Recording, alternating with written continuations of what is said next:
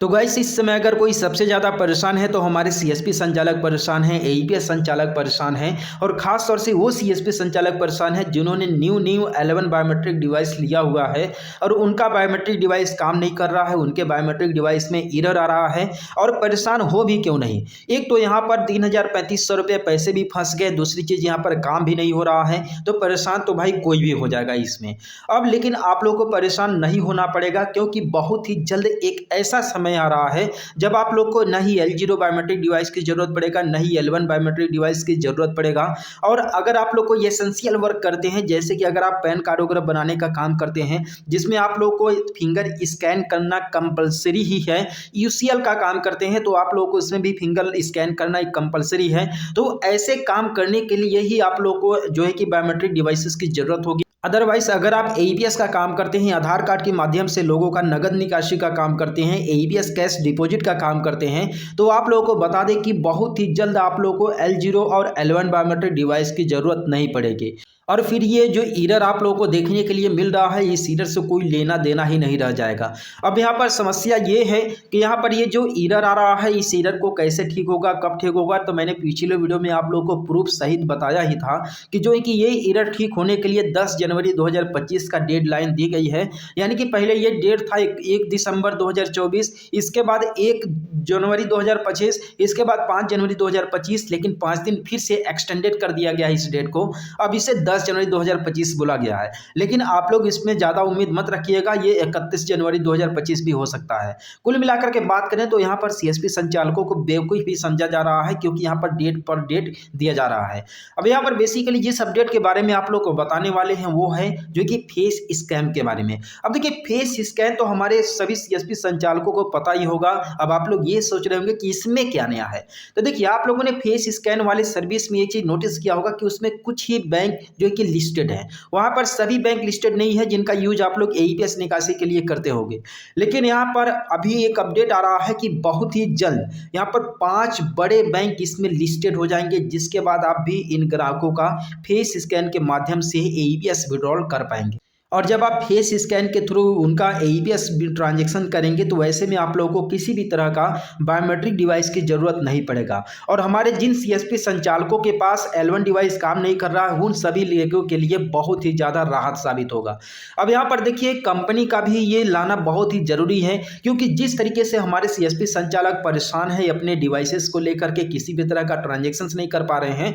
यहाँ पर बता दें कि कितने सारे पुराने स्पाइस मनी के पे नियर बाय के आईडीज हैं जिसमें इसमें किसी भी तरह का ट्रांजैक्शन नहीं हो रहा है, क्योंकि जो हमारे सीएसपी संचालक थे उन्होंने न्यू L1 बायोमेट्रिक डिवाइस लिया हुआ है और न्यू डिवाइस लेने की वजह से जो है कि यहाँ पर ट्रांजैक्शंस नहीं हो पा रहे हैं। साथ ही में पे नियर बाय, रॉयनेट या फिर स्पाइस मनी, इन कंपनीज के जो भी न्यू रिटेलर आईडी बन रहे हैं, इन न्यू रिटेलर आईडी से किसी भी तरह का ट्रांजेक्शन्स नहीं हो रहे हैं। अब ट्रांजेक्शन ना होने का कारण ये है कि हमारे जो सीएसपी संचालक नए रिटेलर आईडी लिए हुए हैं, नए सीएसपी लिए हुए हैं, वो सीएसपी संचालक भी जो है कि नए बायोमेट्रिक डिवाइस लिए हुए हैं और नए बायोमेट्रिक डिवाइस लेने की वजह से वो डिवाइसेस काम नहीं कर रहा है, जिसकी वजह से उनके न्यू रिटेलर आईडी में किसी भी तरह का ट्रांजैक्शन नहीं हो रहा है।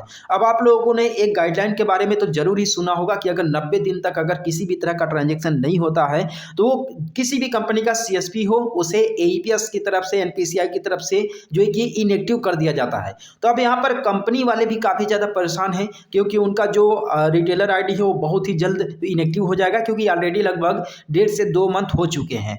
ठीक है, तो यहाँ पर कंपनी वाले भी काफी ज्यादा हाथ तो मार रहे हैं। तो यहाँ पर आप लोगों को बता दें कि इस अपडेट में टोटल 5 ऐसे बैंक हैं जो कि इस लिस्ट में फेस स्कैन वाले सर्विस में लिस्टेड होने वाले हैं।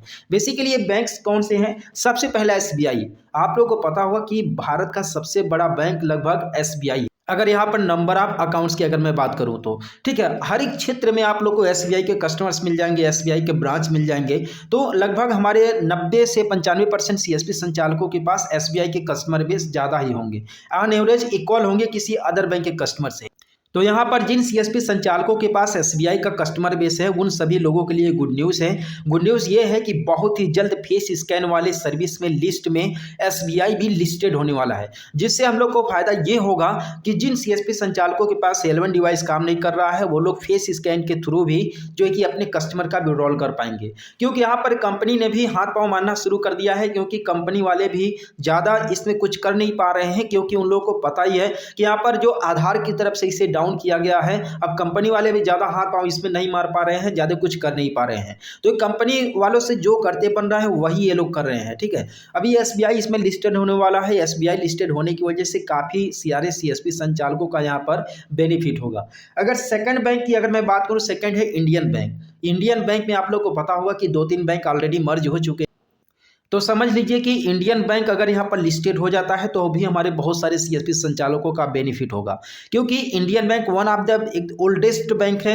ओल्डेस्ट बैंक होने की वजह से इसके कस्टमर बेस बहुत ही ज़्यादा है, और बहुत ही ज़्यादा होने की वजह से ज़्यादा कस्टमर मिलेंगे सीएसपी संचालकों के पास। और जिन सीएसपी संचालकों के पास कस्टमर बेस इंडियन बैंक का ज़्यादा है उनको यहाँ पर बेनिफिट होने वाला है, क्योंकि इंडियन बैंक के कस्टमर का पैसा फेस स्कैन के थ्रू आप लोग निकाल पाएंगे। किसी भी तरह का बायोमेट्रिक उसमें फिंगर स्कैन करने की जरूरत नहीं पड़ेगा। ठीक है, अब यहाँ पर थर्ड बैंक की मैं बात करूँ, थर्ड बैंक है एक्सिस बैंक। अब एक्सिस बैंक के बारे में कहना भी जो है कि अलग बात है, क्योंकि हमारे बहुत सारे सीएसपी संचालक स्पाइस मनी के थ्रू, पे नियर बाई के थ्रू कासा सर्विस लेकर के बहुत सारे कस्टमर्स का अकाउंट ओपन किया है, और कस्टमर्स का अकाउंट ओपन करने की वजह से ज़्यादा कस्टमर भी हैं एक्सिस बैंक के। अगर किसी लोकेशन से 50 किलोमीटर दूर भी एक्सिस बैंक है, ठीक है, तो वो भी उस लोकेशन पर आप लोग एक्सिस बैंक के कस्टमर्स पाएंगे।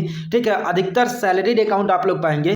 तो हमारे सीएसपी संचालकों के पास एक्सिस बैंक का भी फेस स्कैन के थ्रू विड्रॉल करने का ऑप्शन मिल जाएगा। ठीक है, ये बैंक भी इसमें लिस्टेड हो जाएगा। यहाँ पर चौथे नंबर पर बैंक है आर्यावर्त बैंक। आर्यावर्त बैंक आप लोग को पता होगा कि हमारे जो सीएसपी संचालक यूपी से बिलोंग करते हैं, और यूपी के अंतर्गत में ही ये बैंक है। इलाहाबाद यूपी ग्रामीण बैंक पहले इसका नाम था। ठीक है, तो ये यूपी का ग्रामीण बैंक है, और इस बैंक में ही जो है कि ये सर्विस आ जाएगा। ये बैंक भी फेस स्कैन के लिए लिस्टेड हो जाएगा। यहाँ पर फिफ्थ बैंक की अगर मैं बात करूँ, वो है यूनियन बैंक ऑफ इंडिया। और union bank of India pan India है, आप लोग को पता ही होगा।